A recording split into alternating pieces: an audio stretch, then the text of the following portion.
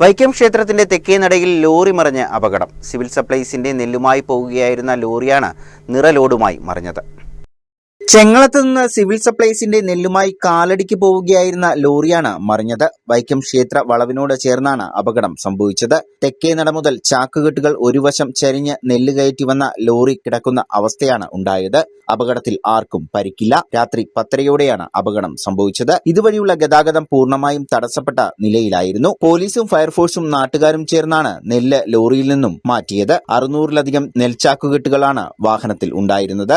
നെല്ല് ചാക്കുകൾ മാറ്റിയ ശേഷം ലോറി ക്രെയിൻ കൊണ്ട് ഉയർത്തി മാറ്റുകയായിരുന്നു. ഇവിടെ റോഡിന്റെ കട്ടിങ്ങും വീതികുറവും ഏറെ അപകടകരമായാണ് ഉള്ളത്. ഇത് നേരത്തെ തന്നെ പരാതി ഉയർന്നിട്ടും പരിഹരിക്കാൻ നടപടി ഉണ്ടായില്ലെന്നും ആക്ഷേപം ഉയരുന്നുണ്ട്. ലോഡുമായിട്ട് വരുന്ന വണ്ടിയാണ്. ടൈറ്റ് ലോഡായിരുന്നത്. റോഡിന് അട്ടി വെച്ചാൽ എന്തോ മിസ്റ്റേക്ക് സംഭവിച്ചാണിത്. വണ്ടി ഇവിടെ വന്ന് വളവ് വീശി വണ്ടി അവിടെ ചവിട്ടി നിർത്തി കുറച്ചു നേരം എടുത്ത് വണ്ടി പയ്യപ്പയ്യം മറിഞ്ഞ് പയ്യാണ് മറിഞ്ഞത്. വണ്ടി വന്ന വഴി മറിഞ്ഞാൽ കാരണം ഡ്രൈവറിനൊക്കെ ഇറങ്ങി മാറാൻ പറ്റി. നെല്ല് കുറേ പോയിട്ടുണ്ട്. ഇവിടെ ആൾക്കാരൊക്കെ കൂടി എല്ലാവരും ഇവിടെ ഉള്ളവരൊക്കെ തന്നെ നാട്ടുകാരൊക്കെ തന്നെയാണ്. യുവാക്കൾ കുറേ പേരുണ്ടായിരുന്നു. എല്ലാവരും കൂടി വന്ന് ഇപ്പോൾ അഴിച്ച് മാറ്റിക്കൊണ്ടിരിക്കുകയാണ്. ഇത് മാറ്റി കഴിഞ്ഞാൽ ക്രെയിൻ വെച്ചിട്ട് ഇത് നിവർത്താൻ പറ്റുള്ളൂ.